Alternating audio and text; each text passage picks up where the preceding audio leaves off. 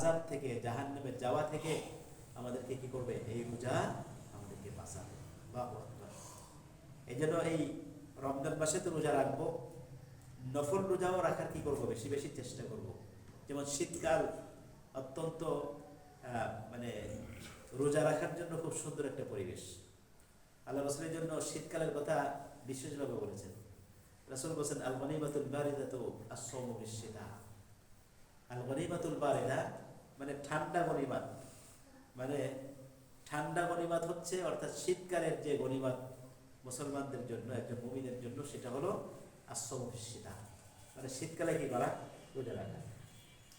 তো শীতকালে যেহেতু দিনও কি ছোট এবং গরমও নেই, দিনও ছোট গরমও নেই, তাহলে একেবারে মনে হবে যেন আপনি যদি রোজা রাখেন তাহলে আমরা সকালবেলা ব্রেকফাস্ট করতে বা নাস্তা করতে যে সময়টা যায়, মনে হবে যেন এতটুকু সময়ের মধ্যে আপনার রোজাটা কি হয়ে গেছে, সম্পূর্ণ হয়েছে। তা কত সহজ। তা আমরা এই শীতের সময় যদি বেশি বেশি রোজা রাখি, তাহলে ওই যে গরমের সময় যে রোজা, সেই রোজার মতন একই রকম কি সওয়াব পাওয়া যাবে। এই জন্য রাসূল বলেছেন, আল গনিমাতুল বারিদাতু আস-সাওমু ফিশ-শিতা। এই জন্য আমরা বেশি বেশি শীতকালে রোজা রাখার কি করব? চেষ্টা করব। আল্লাহ রাব্বুল আলামিন বলছেন,